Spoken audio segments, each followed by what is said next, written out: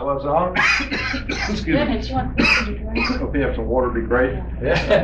But for you in the front, I'm not contagious at all. So when I start to kind of cough and hack, but it's just, I think with all the pollen and allergies and everything else that's kind of hit me, and with that, and I know I was speaking to some young people the other day, and I just started coughing. They just kept getting lower and lower in their seat. So thank you very much. But it is a pleasure to be with you today. And again, it's hard to believe it's already time for re-election. And you know, Georgia hasn't gotten any smaller as I go out and about. But it has been a great pleasure to represent you as your state school superintendent over the past 3.5 years now, and you know, look forward to, you know, hopefully being blessed with another term. And you know, as I look back and as I've shared with people, I am really basically reapplying for the job. You know, I take nothing for granted. You know, and I think that being on the flip side, I remember a few years ago we talked about what we wanted to accomplish. I mean, to be up there, these are the things that I hope that we could bring back. And you know, as I have reflected back over that time, you know, we've seen a lot of you know, accomplishment. And I think today, you know, my wife is with me, we have some cards, and we talk about, you know, again, what I would like to accomplish or what we would like to do. But there are a lot of things that have been done, a lot of good things that we've seen in the state of Georgia that talks about the results. When I ran, you know, several years ago, you know, in the last election, you know, one of the things that really motivated me to get into the position, you know, and really the primary thing was our children. And I think that with looking at our children, you know, that was one of the things that really frustrated me at the school level, is that really the word child had just disappeared. It was something that we talked about the test. And to be honest, that's all we talked about in many cases. When I traveled around initially as superintendent, I mean, I'd go into schools and I'd see banners that talked about getting ready for the test. And at the end of the day, we're not about a test. A test is something we do, but it's not what we are about. I mean, our children have to be our focus. You know, and I think that was one of the things we began to look at, you know, and say, how do we make that transition back to where we were? We were able to see the largest decrease in mandated state testing, you know, in our state's history. And that was a good move. And because what it allowed our teachers to do was to get to know their children again. And you think about, who was your favorite teacher? Who was the teacher that made an impact in your life? Again, I really don't know that person, probably haven't met that person. But what I can guarantee is that person had a relationship with you. And that's the key. We are in the people business. You know, if we want to make improvement, we've got to allow our teachers, our school staff, to know the kids.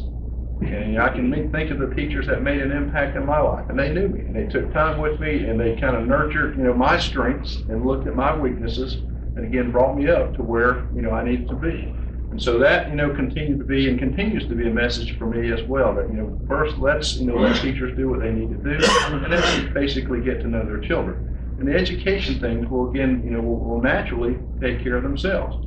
Now, as I move out as well and have traveled throughout the area, what we have found out, you know, is that there were some, you know, key things that we needed to get back to what we needed to focus on. That was the basics. Now, again, I was a high school social studies teacher. I did not like to hear the word remediation when it came up to my level. That was something that we were not prepared for, it was not trained for.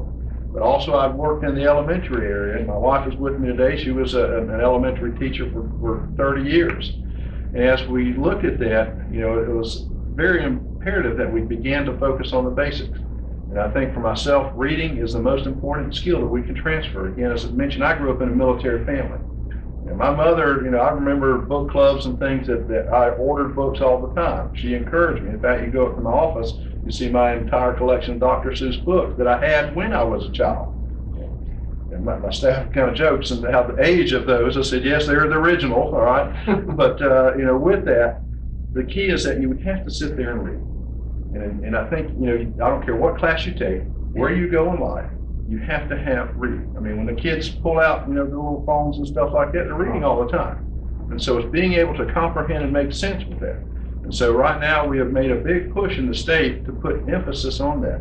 The fact that our department has just been awarded a $61 million grant that is focusing on literacy. And that's, in fact, with that grant, we were one of seven states that actually had that award. This is the second time we have received this award. But with this, again, we were only one of 2 states that actually were able to repeat and have that award given to us.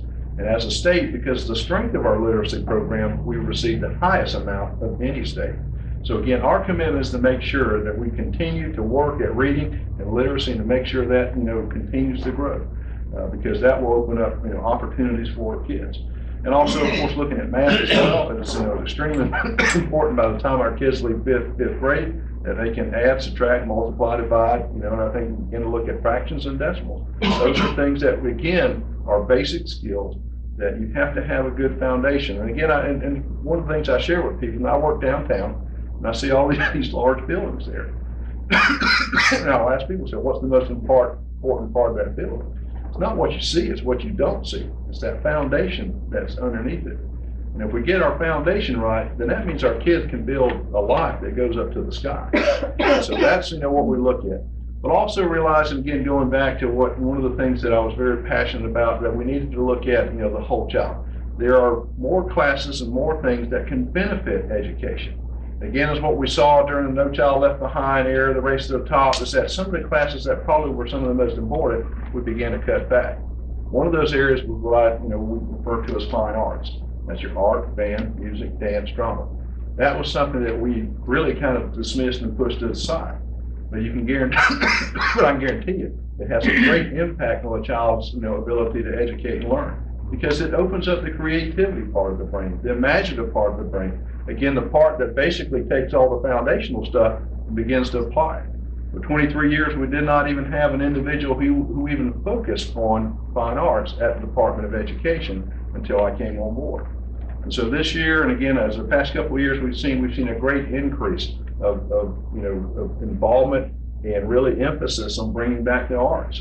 And that's, really strong. If you want to look, again, as a history teacher, if you want to look at the health of any modern civilization, you can basically look at their commitment to the arts, to building parks and things of this nature. Again, a country that survives and thrives has a great endowment with that and a great connection with those things. And especially in Georgia today, we have a little business called the film and entertainment industry, multi-billion dollars that are there. And now we are beginning to work with that industry, and the skill sets that our young people are looking at and applying in this area, are now being applied up there. One of the things we're looking at doing now is reaching out and looking at creative writing. Again, when we talk with the industry there, what they have kind of shared with us is that, we have a lot of great skills, but if Georgia wants to continue to grow, we need to grow on the front side. And again, having, what they call writing shops or writing, schools, here in Georgia. We don't have one yet, but we are now working with the industry, we're working with higher ed, and, creating courses that will supplement that as well. It's also important for myself to let kids be kids. And that means let them go out and play. Let them go out and enjoy and have, some free time. Right now, within just about all of our elementary schools, we have something called Power Up for 30. Giving them, the kids at least 30 minutes to go out, and it's not necessarily structured, but allow them just to have a good time. There's nothing wrong with letting kids be kids. And to be honest, there's nothing wrong with letting boys go out there and burn off some energy, okay? Instead of burning that energy in the classroom, okay? So again, those are, something that we looked at and been very strong with. For myself, being a person that really focuses on, getting our kids ready for life, this past spring, we were able to pass, with the board's help, a personal finance course. And that's something that now it can be offered to every child in the state of Georgia. It's not where I want it exactly, but it was a first step. And again, I would have thought that would have been an easy sell to do that, but it was a struggle to try to get that course out there. But I, share with people as we look at this, right now in Georgia at high school, you have to take an econ class. Well, you can only have so many economists in the state of Georgia. But I guarantee you, every child in the state can benefit from strong personal finance. You need to know how to buy a car. You need to know how to buy a house. You need to know how to prepare for the future when retirement comes. I tell our kids I meet with all the time, I said, one day you'll be 55 like me, and you'll wonder where all that time went. And so it's, putting that into practical purpose with that. And I think right now, as I shared with, many of our kids, that when they go up and leave us and they go into higher education, whether it's a technical school or a 4-year university, by the time you finish, that education, most of those young people want to take a little ring and put it on their finger. Well, the average debt right now is $28,000 per student. Well, when you start to say I do, you're also giving your mate an IOU for $28,000, okay? So you start to do a little figuring there, and if you have two individuals, that's a $56,000 debt. So that's something that we look at to try to put, the strong, practical purpose back in line. But also, I'm a strong believer, again, being a history, we need to make sure we know our nation's history. We need to make sure we know where we came from. We have nothing to apologize for. And we need to talk about the exceptional America that we have. And that's one of the things we've looked at, trying to expand that. Well, one of the things we have done now is that instead of teaching American history for only 1 year in our elementary school, we actually teach it for 2. That means we can slow it down and we can actually learn, okay? Not trying to just rush it through. I hope that we see that eventually in the high school. I would love to see 2 years of U.S. history with that. And again, because what you're able to teach and learn at elementary school changes when you get up to the upper level. Right now, we are actually adopting a civic seal, and where one of the things that our children have the ability to graduate, and they can have this, American civic seal on their diploma as well. It involves, excuse me.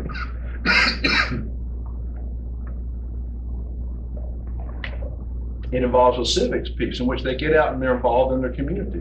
We want individuals that take time and take pride to support what goes in here. Helping individuals out and showing that a lot of times it's better to serve someone than to be served. That is what we're trying to emphasize as well. But again, as we continue to see some things in expanding opportunities, right now we have something in which we have been really facing for years, where we try to have a one-size-fits-all mentality. We practically said every child needs to go to a 4-year university. And that came out of the No Child Left Behind race as a top nonsense that the federal government kind of led on the way, and somehow we bought it with the rest of the nation, and we basically, our diploma, our track, and everything we looked at supported that. But that is not real life. We do not need every child going to a 4-year university. Just recently, my wife and I had to get our heat pump replaced. Well, I did not call my college professor to come out and put my heat pump in, but I do know who I called, and I know how much they make, and they make good money. And there's a lot of good opportunity. Again, if you look at my background, my first school that I went to after graduating high school was a vocational school. I learned how to wire and do some things. When I built my house, I was able to save a lot of money. When my wife wants a new ceiling or light put up there, I can do those things. And what we have now is that we began to see a good growth and a transition where we do have a good, strong, 4-year path. And also we're looking at what we call CTAE, or career path. And that's something that I've been very excited about, because what it does is it allows, our young people, whether they are special needs or whether they're looking at someone that's going to an Ivy League school, to have a great experience. But it is supporting that diversity, what we need within the state itself. And as we look at that, what we are finding out is that, we have great programs that allow kids to go into the workforce. Right now, this past year, we were able to give out, I think it was 35,000 industry credentials, I think, with that, or was it 20,000? Yeah, 35, because I looked at that and I said, those are tests that you have to pass if you're going into the industry. So we're doing that at the school level. So now when you graduate, business is actually looking at you and said, okay, we can get you on board and you can go into the workforce if you want to. And so those are looking at, some very good opportunities for children as we expand and say that, what are some good things that we could give you? If you want to go into the technical school, fine. You want to go into the military, fine. You want to go into the university or start your own business or work with mom and dad, those are good things that we can look at. We continue to see some wonderful opportunities in that area. For a while, like I said, we kind of went back and forth with the pendulum, but we are trying to find balance. And I think that's one thing we can find out, that when the economic hard times come, if there's balance, then again, we're able to really ride that wave a lot more sure. But we continue to look at working with business as well. And that's something that has been somewhat new for education.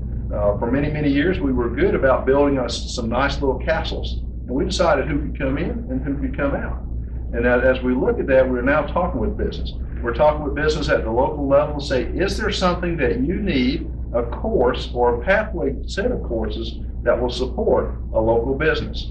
And again, that's something that is very good, because business is saying, okay, we have an education system that is listening to us and supports us.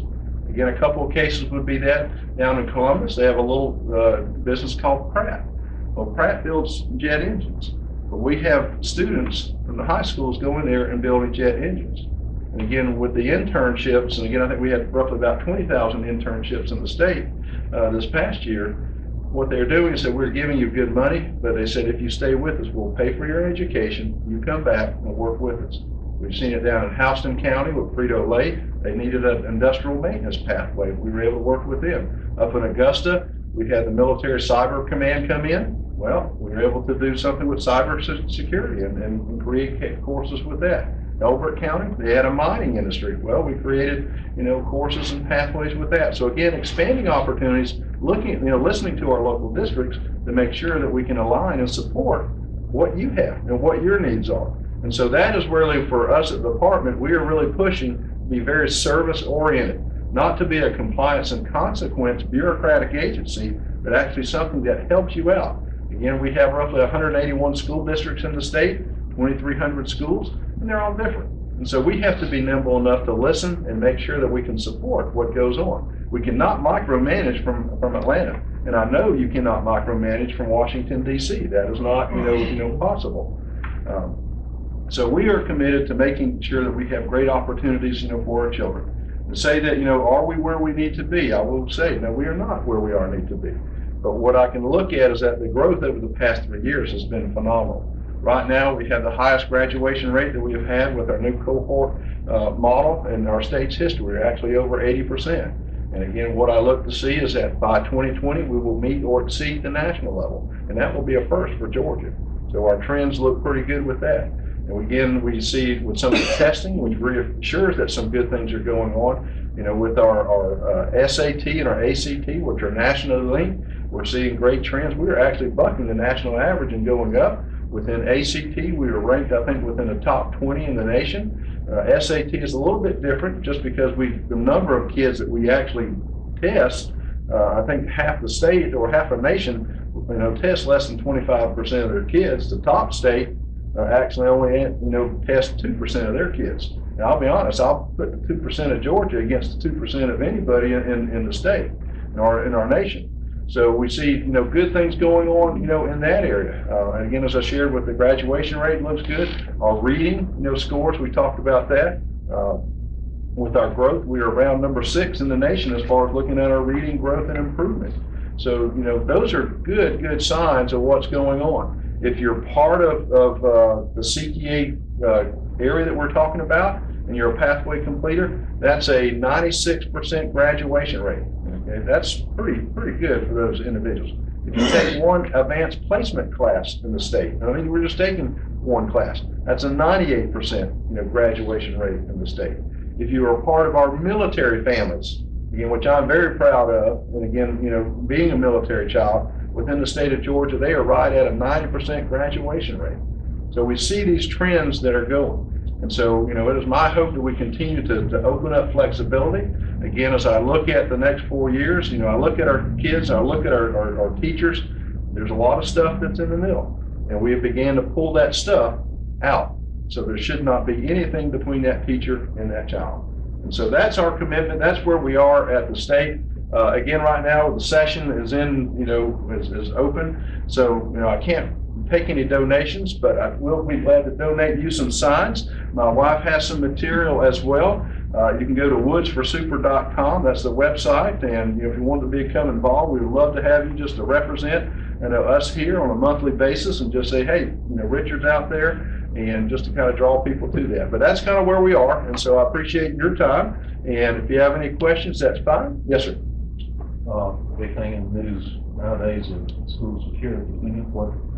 What do we have in place now for school security? What do you have any plans for? Well, so much of that, again, is at the local level. I think that, for us, what we do try to look at is that we actually have a lot of say on the facilities and what they look like. I think for the, any type of situation, you have to look at being on the prevention side first. When I first started teaching school, I actually taught school at another school that she graduated from. It was, very porous. In fact, if I wanted, to be honest, if I wanted air, I had to open up my back door and put my box fan out there. And again, that opens everything up. So, we have to look at, as we build these new buildings and look at our old buildings, I think we have to look at access first. I think that's something to be on the preventative side as much as we can. Making sure our doors are secure, that individuals cannot come in freely, and, we'll work with that. I think, having individuals, our resource officers, again, we don't get a lot of fund for that, but, a lot of that, comes down at local level. Many of the things we're talking about really is a local decision. I'm a strong believer in local control. I think it's trying to make sure that's funding there. I know, recently, I think President Trump, mentioned about arming teachers and things of that nature. Within the state of Georgia, boards can actually make that call. That's something that's a local decision. I don't just say give a teacher a gun. You have to have training and things of that nature. But that is something I think you have to look at locally. I have a concealed carry. I carry guns. I can't carry guns on the school campus. But I think it is something that, looking at all things to look at. I think for us, allowing our counselors, our counselors, I think, have a heartbeat that goes on and try to maintain contact in those relationships. Again, I go back to relationships are extremely good, because what you find out is that many of these kids, they talk.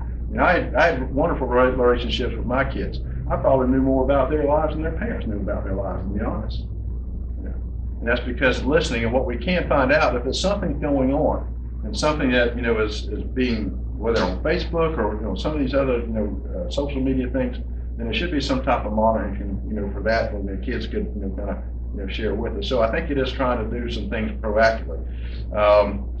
We do work with GEMA. GEMA actually has a lot to do with our school safety protocols. And so they work with our school systems to set up a disaster plan. And that, of course, includes, could be a fire drill, could be tornado, could be, bomb threats, or, just, potential shooter threat as well. So those are some things that we are working with. And I think for us, it's trying to be on the proactive side with that, and hopefully, prevent them. And I would just kind of conclude with this. The one thing I tell people all the time with this, you've got to understand, we have a little sign that you go into a door, it says it's a drug-free zone, it's a gun-free zone. These people that perpetrate these things, they do not play by rules, okay? They do not play, fair. So I think we try to do as much to prevent that as what we possibly can. But there are a lot of things, and again, I look at schools. I don't want our schools to become armed camps and, and look like, a prison, to be honest. I hope it is something that we can make sure that we have, warm and inviting areas, but we do have to make sure that our kids are safe. So that's kind of where we are with that, across the state. Yeah. Yes, sir.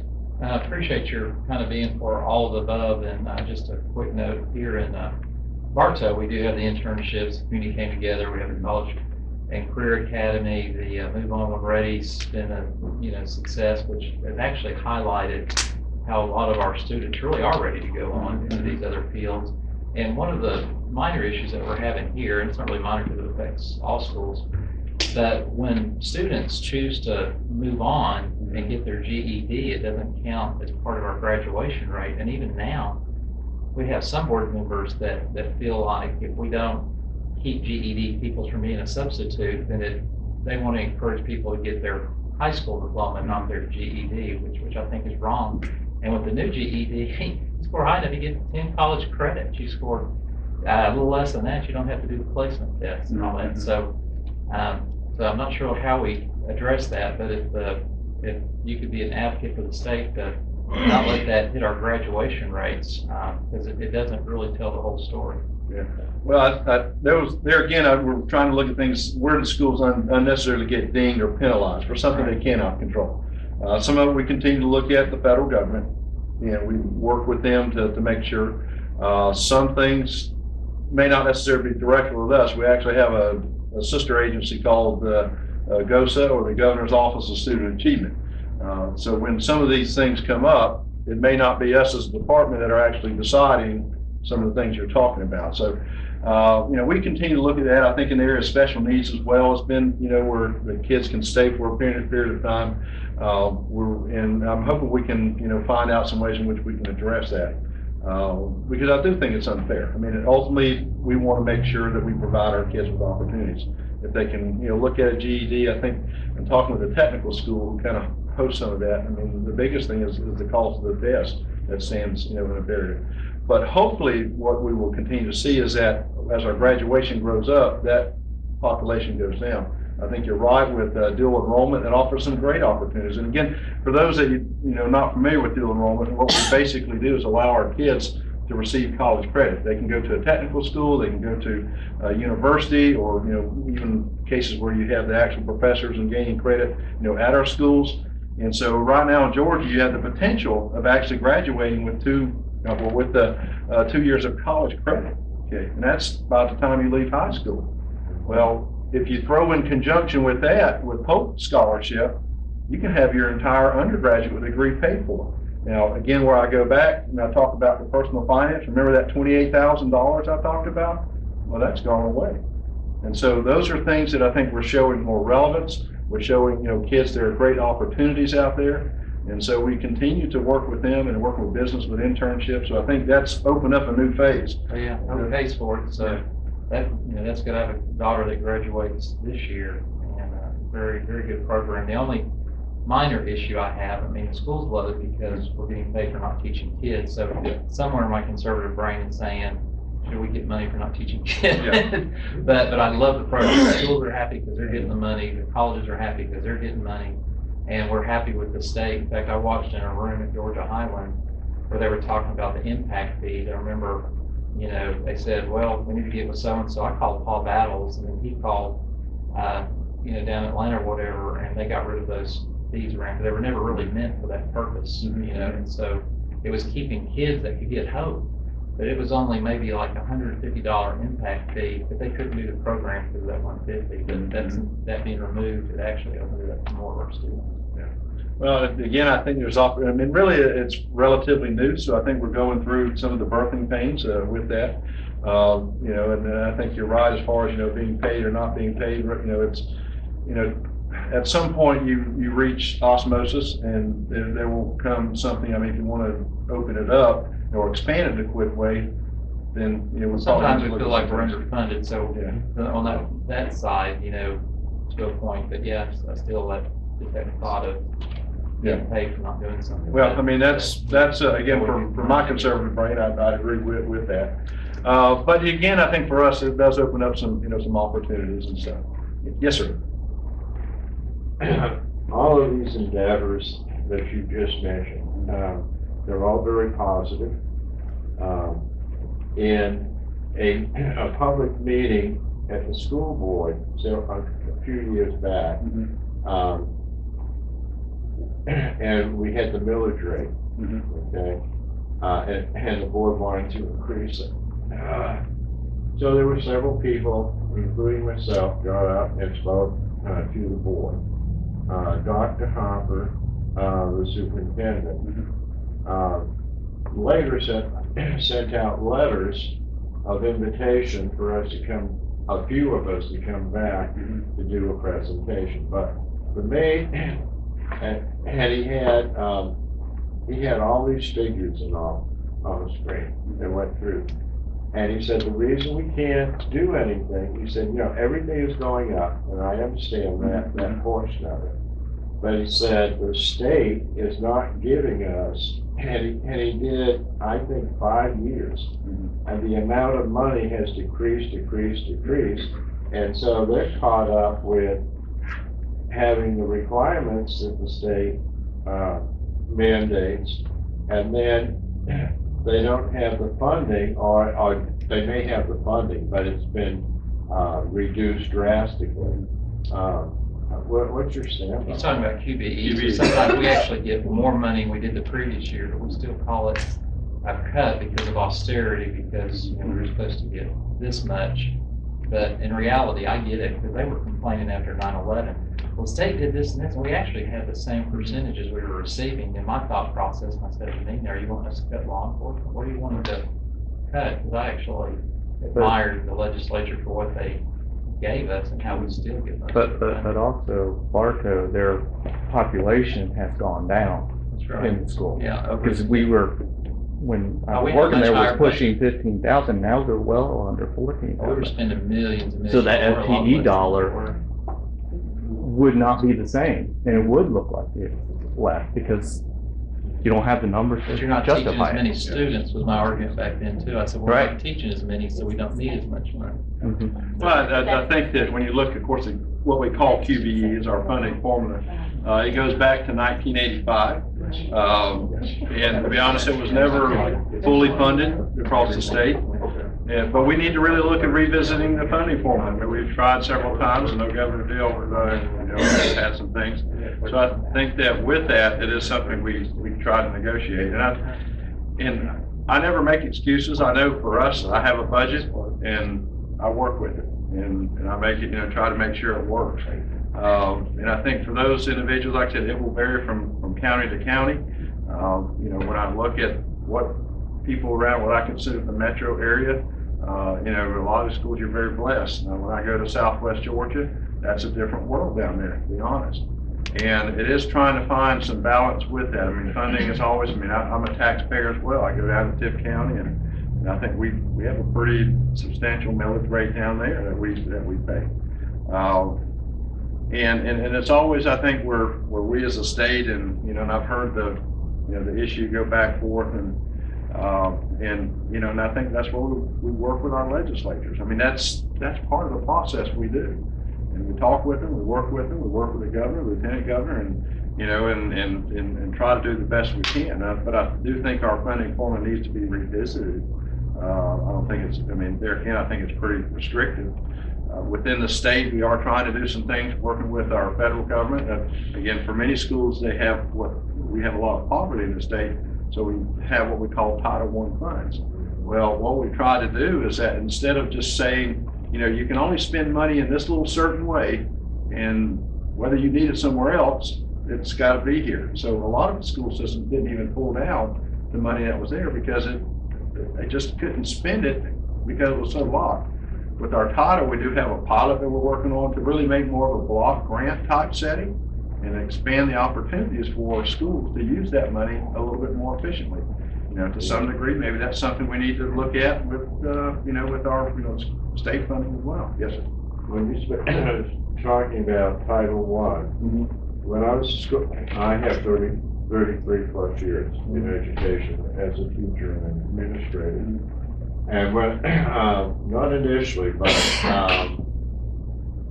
we went to a workshop and we discussed about Title I. And in our county,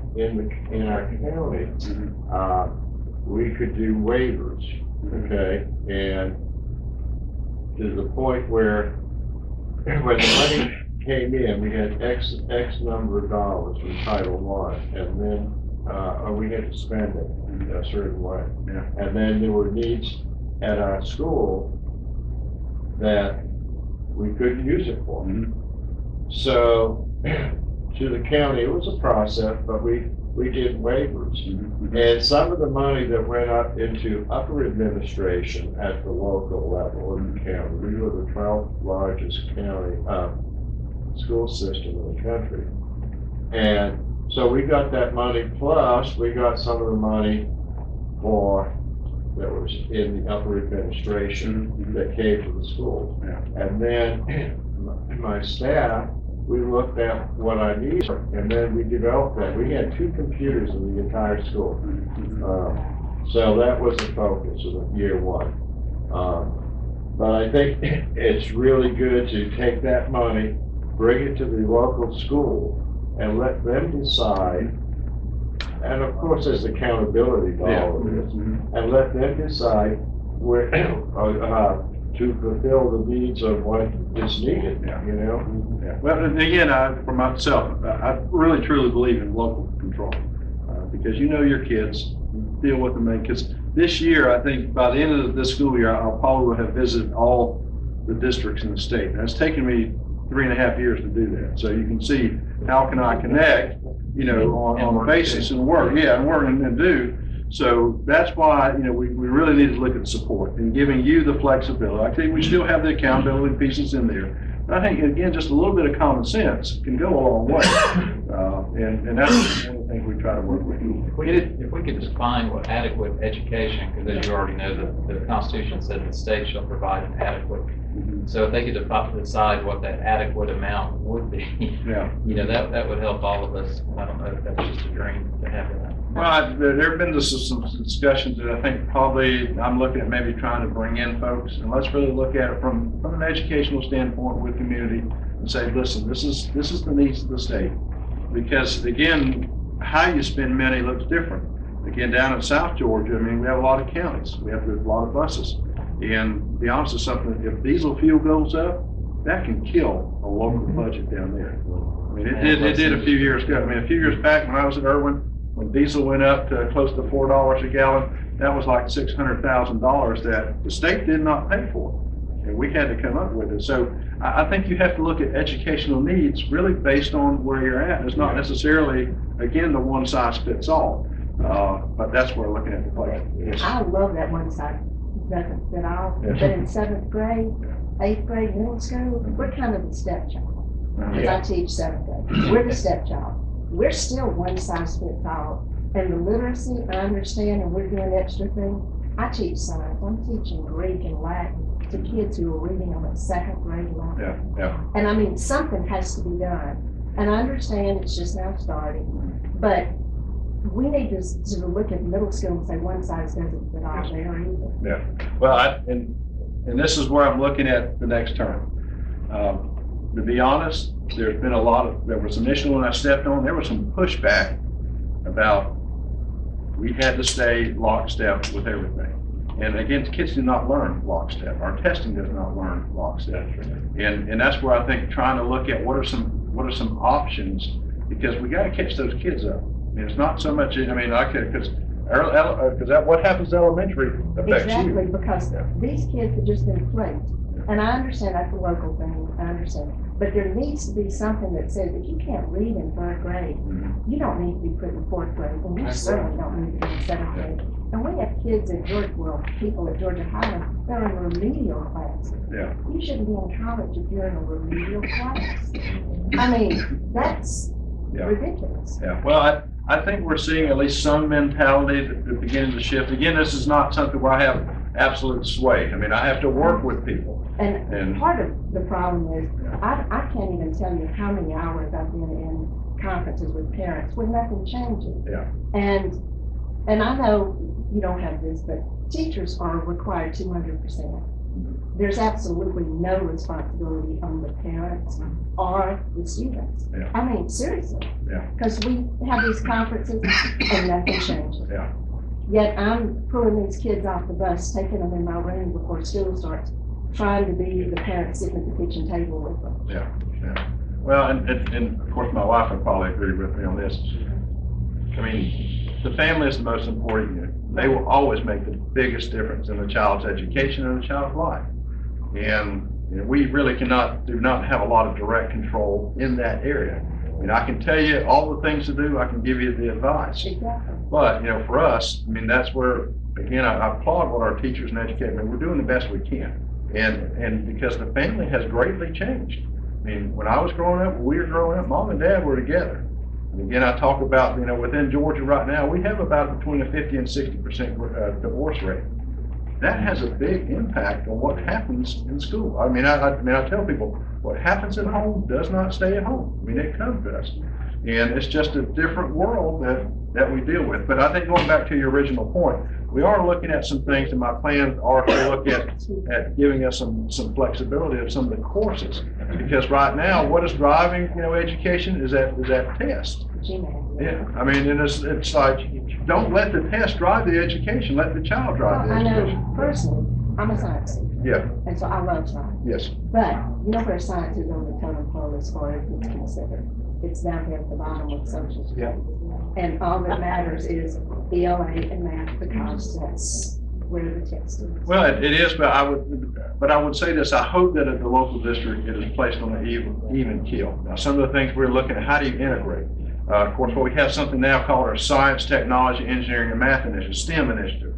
And really that was actually highlighted within our state plan to the Fed. So, I mean, we put some things in there such as this, because we do not want to, let anybody feel like a stepchild with that. I mean, I taught social studies, so I can understand, your part. Yeah. And don't worry, I mean, PE teachers kind of sometimes feel, like they are really the stepchild out there. But those are things that I think at some point, local districts have to take the responsibility. They have to look. Again, we cannot mandate, and I don't think we want to go in and mandate, but we are doing things that hopefully will encourage and highlight programs. We have some things that we're looking at with science, with social studies, with other things that will allow you as teachers and you in districts to really showcase what you're doing. But the STEM area is really doing some great things to do that across the state.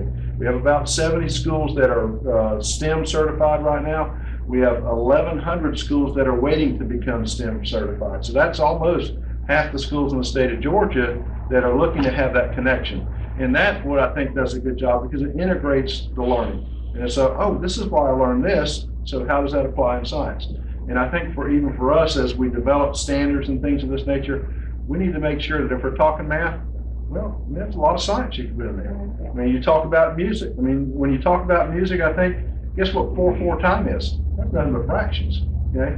So those are things that I think we have to be more intentional about what we do, and not see us necessarily just in isolation, but show the relevance across the board and the opportunities are there. So you're looking at middle school with what is sort of like high school, one size doesn't fit all? Oh, yeah, well, I would say that K-12. I don't believe anything says there. Like I said, I'm Mhm. teaching kids that can't read. Yeah, And I'm trying to teach them Yeah. Greek and Latin, Yeah. prefixes and stuff like that. yeah, So something needs to be done right Mhm. there. And I understand it's a local thing, but in a state chartered school, would the state have more say-so on placing those kids? well, there again, I think it really comes down to the courses that we say you have to take. There has to be more flexibility on that. I mean, if our kids can't read in middle school, well, we need to do something that really emphasizes, in other words, I don't have to take the 7th grade English. I really need to be taking something that supports there. But again, I go back to the fact, we have to do a better job on that front side. I mean, if we're letting our kids get through, They shouldn't be placed. Yeah. There has to be something that stops them getting placed. Yeah. And I understand that you're taking responsibility away from the local level, but you've got to do something Yeah. like that. well, but I would say but with that, I think it needs to be, you have to look at transition classes as you move up. I mean, because I would say that, do you want your 13-year-old child being stuck in 6th grade? And I think that it is trying to, again, going away from the one size fits all, what does testing look like? Again, the biggest harness, again, the biggest hurt that we have is the way that the testing system's set up. Now, a lot of that comes from the feds. The feds tell us this is what you have to test, okay? And I get that. But it's not the reality, again, what that test looks like. That's what we're trying to decide. And it may be something we look at more where it actually looks at growth. So if I'm reading on 2nd grade level, I should be taking courses and things that help me bring me up. Because if I'm in 7th grade and I'm in reading 2nd grade level, you're teaching me because based on your standards. And you don't have time to come back and remediate. And that's where our kids exponentially get further and further and further behind. That's what I mean. So- We've got to get away from teaching that one size fits all. Yeah, and hopefully, like I said, I mean, I think we're beginning to see some things, expand some opportunities. Again, it is working with, whether it's state law and federal law with that. But that is something, again, I want to just assure you is on my radar. And I think with the next, 4 years, I'll already begin to have terms, even what a diploma looks like. Again, for me, I don't think everybody has to take the same 4 math, science, and social studies. If you want to become a doctor, now does physics, as a science make sense, or does anatomy as a science make sense? So again, it's trying to balance those things out. If I want to become a carpenter, being able to have, some type of an industry math versus trigonometry, so there again, it's trying to line things up, but it is something that again, we're trying to break a culture that goes back almost 17 years. And so that's just something that, we didn't get here overnight. It's going to take a little bit of time, but I do think we can move aggressively on that area. So to your point, yes, it is being looked at. Yeah. So hopefully we'll have that, okay? I know I'm kind of running over, and I'd be glad to talk with you, but some of you might want to go out and enjoy Saturday, so, so thank you very much, appreciate it. Thank you.